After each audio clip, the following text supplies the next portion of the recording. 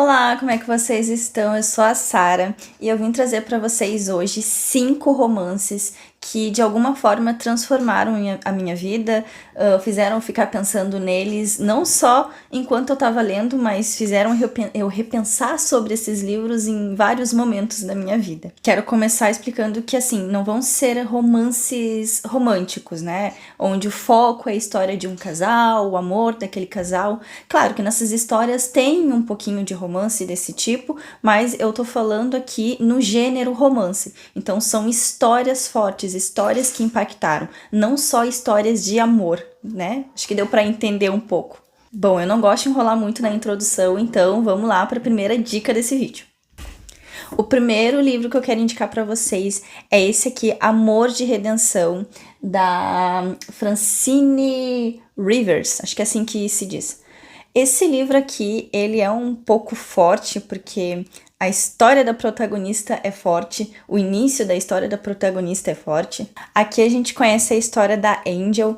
Angel não é o nome verdadeiro da nossa personagem, tá? A gente vai descobrir o nome verdadeiro dela só lá no final, porque Angel é o nome de guerra dela, digamos assim. A Angel, ela ficou órfã muito cedo, tá? Então a mãe dela, ela teve um relacionamento com um homem que já era casado, e então esse pai não assumiu a filha, e ela acabou criando a Angel sozinha. Porém, quando a Angel tinha uns 5, 6 anos, se eu não me engano, a mãe dela morreu. E quando a mãe dela morreu, a Angel ficou sob os cuidados do padrasto dela. Só que assim, o padrasto não estava nem um pouco afim de criar uma criança que nem dele era. Então o que ele fez? Ele vendeu a Angel para um outro homem. Um homem que gosta de meninas de um jeito que nenhum homem deveria gostar, se é que vocês entendem. Então esse homem, ele foi o pior pesadelo da vida da Angel. Ele era dono dela, basicamente. Então a Angel, ela acabou crescendo em um prostíbulo e essa é a vida que ela conhece. Anos depois, corta para quando a Angel já tá adulta, vivendo em outro local, ela conhece um homem diferente. Esse homem, ele paga para ficar com a Angel, só que ele não quer fazer aquelas coisas que os homens pagam pra fazer, né? E aí ele foi lá porque ele queria casar com a Angel. E é claro, né? Uma menina que vive nessa vida, ela já estava acostumada a receber várias propostas de casamento que no final não levava a nada. Então ela não se deixava levar por essa conversinha. Só que o Michael realmente, ele era um homem diferente porque ele era um homem de Deus.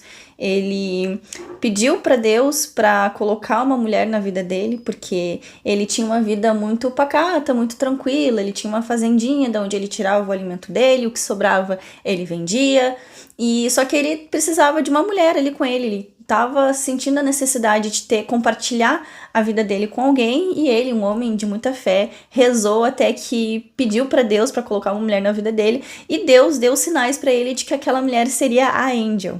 Então ele faz de tudo para conquistar a Angel. Só que pensa só, a Angel é uma mulher que viveu naquela vida, ela não conhece outra coisa, ela entrou naquela vida uma criança, então ela não acredita que aquilo seja verdade, né? É realmente até difícil de acreditar. Então ela não aceita que ele realmente quer amar ela. Ela acha que ele tá amando ela agora e que em algum momento ele vai abandonar ela. Então ela não aceita esse amor, ela não acredita e não aceita esse amor. Então, apesar de ter aqui um romance romântico, não é esse o foco, não foi isso que fez esse livro ser tão transformador, assim, tão pensativo, sabe? Que fez eu ficar pensando nele por dias depois que eu terminei de ler.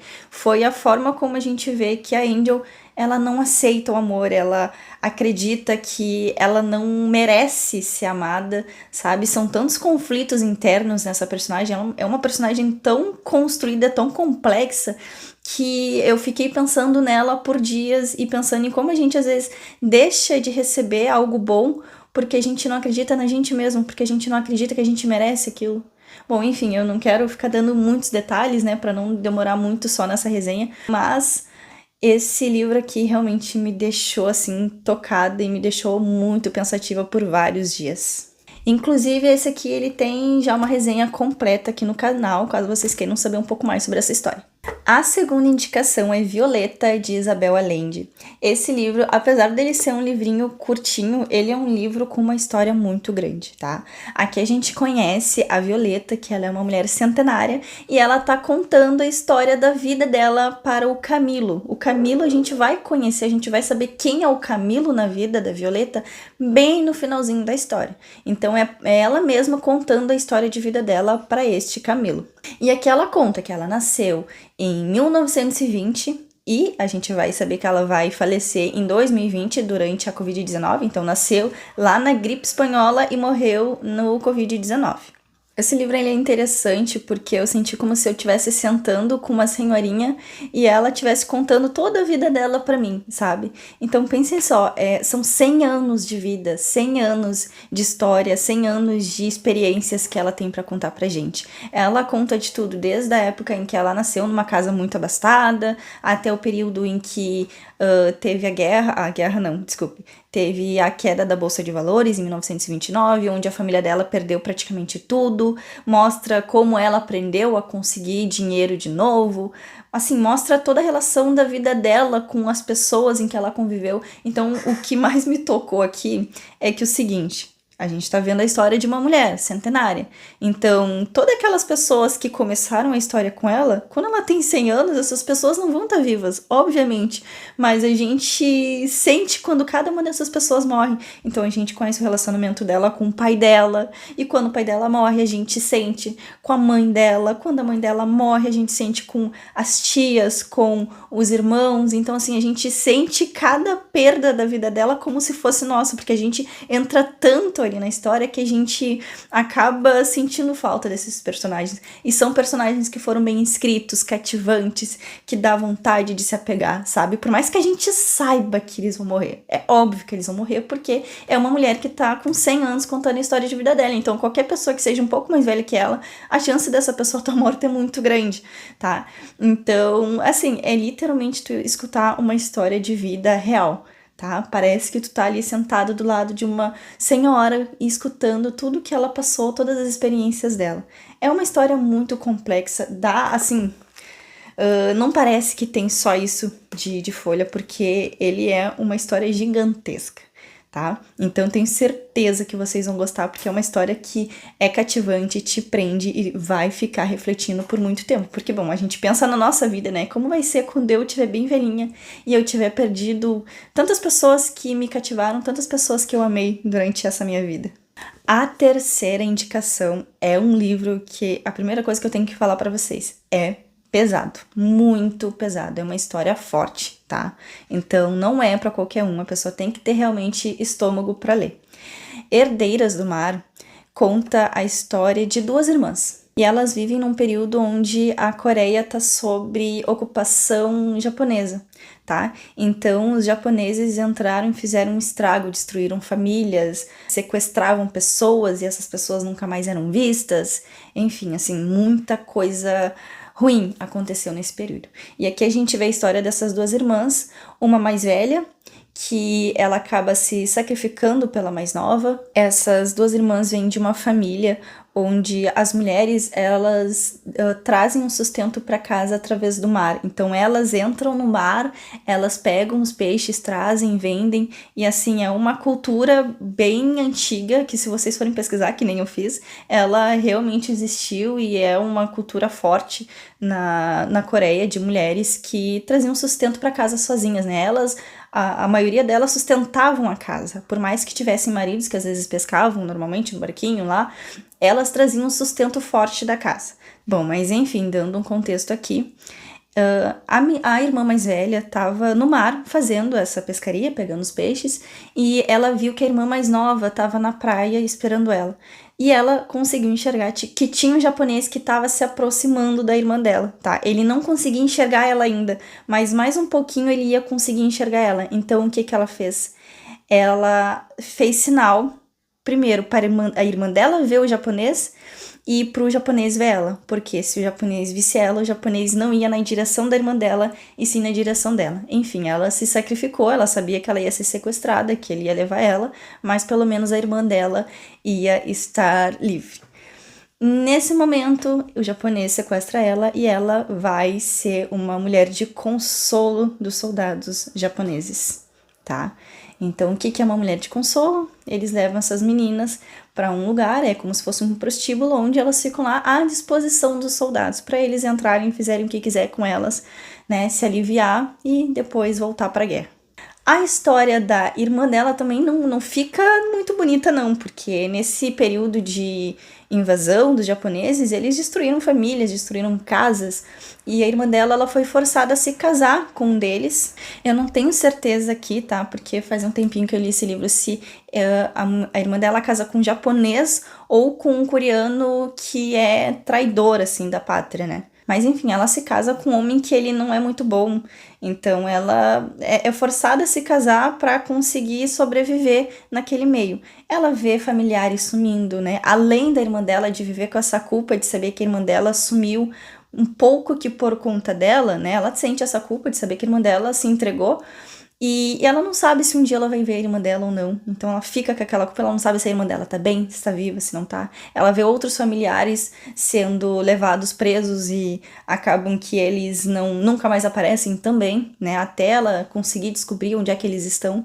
Mas enfim, é uma história bem pesada e é uma história que é um pouco real, né? Porque ele é até um resumo de coisas que realmente aconteceram durante esse período. Então, aconselho muito, é uma história que vai trazer para vocês, vai agregar no conhecimento de vocês sobre história. O quarto livro que eu tenho aqui é O Ano da Graça. O Ano da Graça é uma distopia. É uma distopia que fala sobre um patriarcado muito pesado, muito forte. Então aqui a gente sabe que nesse condado, todas as meninas, todas as mulheres, quando completam 16 anos, elas precisam ir para o meio da floresta para passar por um período de purificação, porque nesse lugar acredita-se que as mulheres têm um mal muito forte e que elas precisam ser purificadas. Enfim, elas vão para esse lugar no meio da floresta. Porém, depois que elas voltam, elas não são as mesmas. Então, elas vão de uma forma e quando elas voltam completamente diferente. Psicologicamente, algumas voltam sem partes do corpo, com mãos, dedos cortados. Então, e ninguém sabe o que acontece lá, né? As meninas que vão, quando elas voltam, elas não falam o que aconteceu, é proibido falar sobre o que acontece lá. Então, todas as novas meninas que vão, elas não fazem ideia do que vão encontrar. E elas ficam assustadas, com medo. E assim, essa coisa de ninguém falar o que acontece lá é o que mais perturba todas elas. E assim, não tem como elas simplesmente fugirem nesse período em que elas estão nesse lugar no meio da floresta, porque se elas saírem de um lugar que está delimitado, elas são caçadas. Porque tem algumas coisas dentro dessa floresta que caçam elas. Então elas têm que ficar lá durante o ano todinho, naquele lugar, convivendo entre elas, até o final do ano, até que os guardas venham buscar elas e levar de volta pro condado. Então a gente vai conhecer a história de uma dessas meninas que ela vai pra floresta, a mãe dela já foi, as irmãs dela já foram, e inclusive tem outro ponto, né? Como eu disse, tem pessoas que caçam essas meninas se elas saírem de dentro daquele local específico na floresta. Então algumas meninas não voltam pro condado. Então elas têm muito medo de ir e não saber se vão voltar para casa. E a gente acompanha essa jornada dela, descobrindo o que acontece realmente lá no meio, ou o que faz as meninas voltarem diferentes, tão diferentes, porque não é um pouquinho, elas realmente voltam muito mais retraídas e realmente parece que elas perderam a essência delas naquele lugar. É uma história de opressão, né? Como que os homens conseguem controlar essas mulheres, fazendo com que, manipulando elas de todas as formas possíveis. Aqui a gente tem muitas pequenas histórias que vai se contando ao longo do caminho de mulheres que já voltaram também, e a gente vai entendendo como é uma sociedade opressora. E a gente vai vendo como é que vai se desenrolar. Enfim, é uma história bem interessante também. Fiquei pensando vários dias sobre ela depois que eu terminei de ler. E realmente marcou a minha vida. Marcou porque eu sempre lembro dessa história quando eu toco em alguns assuntos. O último livro, eu não tenho ele físico, eu li ele no Kindle, então eu vou deixar ele aqui em cima. O Perfume da Folha de Chá, eu pensei que ele fosse só mais um livro de época, um romance de época, mas ele se mostrou muito mais profundo do que isso. Ele conta a história de uma moça que se casa com um conde. Ele é um homem com muito dinheiro, muitas posses, território, e então, se eu não me engano, até ele planta chá, por isso que tem esse nome, o perfume da folha de chá. Ela é muito feliz com ele é um homem muito bom, muito tranquilo, trata ela bem, mas ele viaja muito também, né, a negócios. E assim, em uma noite, em um determinado momento, ela tá em um lugar com várias pessoas e quando ela acorda com a roupa, assim, não tá exatamente do jeito que ela tava quando ela dormiu. Na verdade, ela nem lembra de ter dormido, ela lembra de ter apagado. Pouco tempo depois, ela engravida. E quando esses bebês nascem, porque são gêmeos, um dos bebês, ele nasce moreno. Um bebê, ele é branco, né, da cor dela e do marido dela, e o outro bebê, ele é bem moreno. Então, assim, ela fica totalmente, né, sem saber o que fazer, porque como é que ela vai explicar pro marido dela que o bebê dela é daquela cor, né? Pensem, uma sociedade antiga, uma sociedade super conservadora, como é que ela ia explicar que o bebê era daquela cor? Ela basicamente iria entregar uma traição que ela nem lembrava de ter acontecido.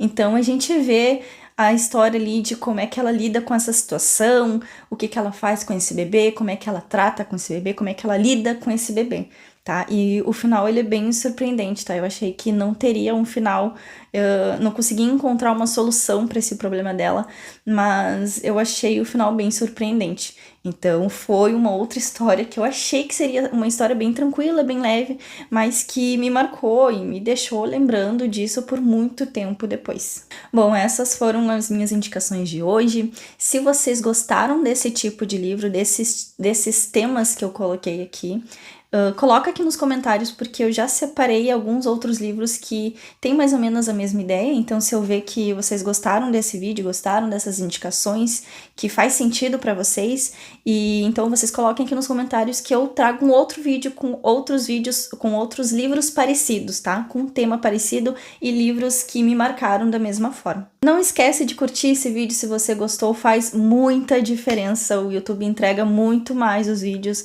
de acordo com as curtidas e comentários que vocês deixam, então se vocês gostaram, coloquem a sua curtida, deixem um comentário para entregarem esses vídeos para mais e mais pessoas e eu conseguir continuar trazendo vídeos aqui para vocês, tá? Então, um beijo, fique com Deus e até o próximo vídeo. Tchau!